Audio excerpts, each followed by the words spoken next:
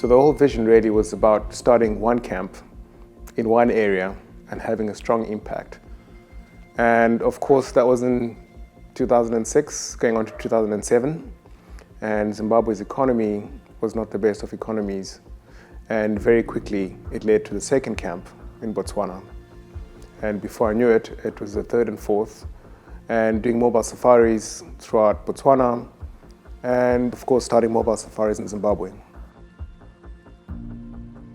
We certainly don't want to be growing African bush camps in all four corners of Africa.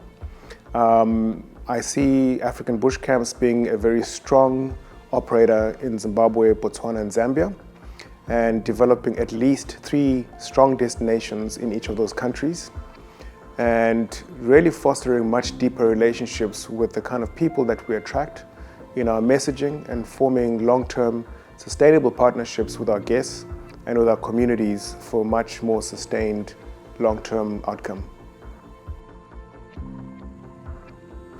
I was inspired by Kanga during my guiding days. It was probably around year 2000, early 2000s, when I worked up in Manapools, because it was such a remote place to get to and very difficult to get to.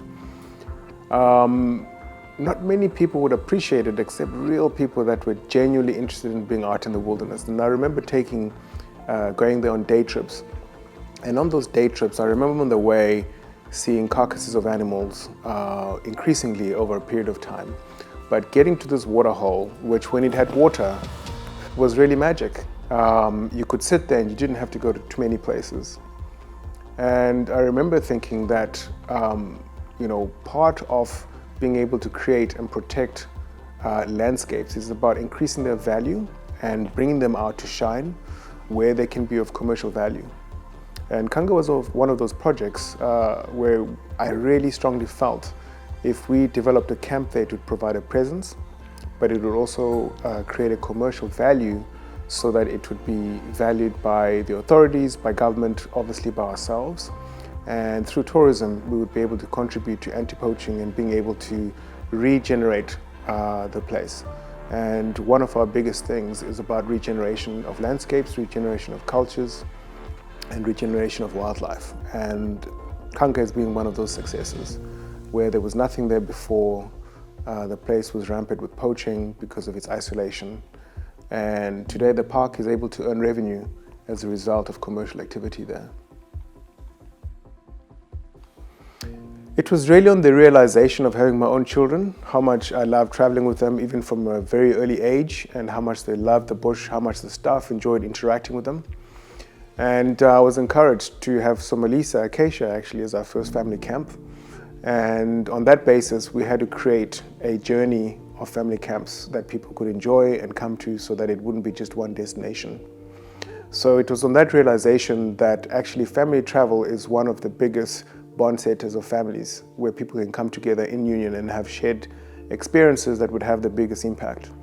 But also one of the principal drivers is making sure that we raise children and influence other children from other parts of the world who will most likely have a unique African experience and remember that, and when they grow up, bring their families and form long-term partnerships with us to be able to conserve Africa. Our signature camps are very much about the texture of canvas and being out in the outer elements of Africa, where we're not competing with people's beautiful homes around the world. However, we came across 2 projects owned more or less by the same groups of people, and that was Bumi and Thorntree. And those lodges hadn't done as well as they should have, but yet they're in communities where you can make a significant contribution to those communities and to the wildlife. And Bumi is one of those places where I worked as a guide for 2 years, where I lived in water for a year and a half, managing a camp and guiding. And I used to walk after black rhino every day in Matusadona. And today, there's hardly any rhinos left in that park. And it was always a vision to come back, get involved in the park, and the poverty there is quite rife amongst those communities. So I really had a vision to go back there someday and help develop the park, regenerate the wildlife, and work together with those communities. And that's the space that we're in, with places like Bumi that really add value to the logistics and the functioning of our Zimbabwe journeys that we've built together. And at the same time, Thorntree has been one of those places that makes it possible for our guests to enjoy the Victoria Falls and be part of the Big Five experience through the white rhino that Zambia has in that national park.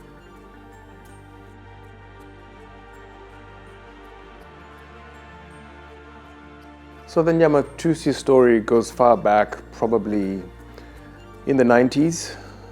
During my days when I used to be a river guide, I would often do 3 to 10 day canoeing safaris on the river.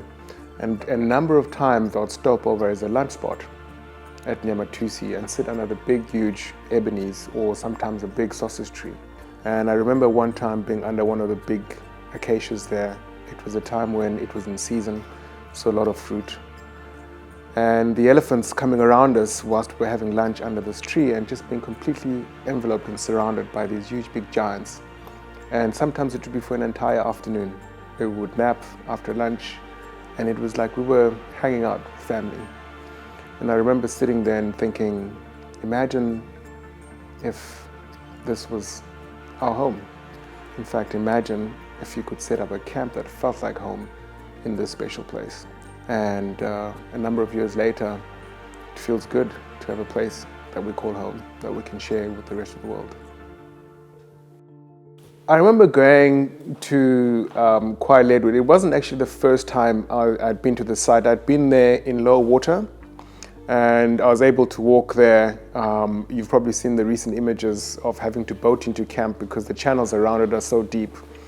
And in this particular time, we didn't have any vehicles there, so I walked from Kwai Bush Camp.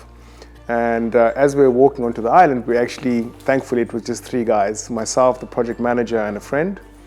I remember walking through this channel just in underpants with our clothes on our heads through this pool and walking across onto what was an island as the camp is right now. And getting to the island, putting on our clothes, and we're looking at the site. And of course, my mind naturally that was going into the design aspect of it. Where would I put the main area? Where would I put the pool? Where would I put the rooms? What it would look like? And one of the places that we have in the front of the camp is a huge big termite mound, which really forms quite a memorable feature for me within the camp. And we've left it intact. And I remember standing there and this hippo coming up to the bend. And you could see that this hippo had intentions, and this hippo came charging out the water, and thankfully we had all our clothes on and were able to take off into the bushes and disappear out of sight of the hippo. So we thought perhaps maybe that would be a sign.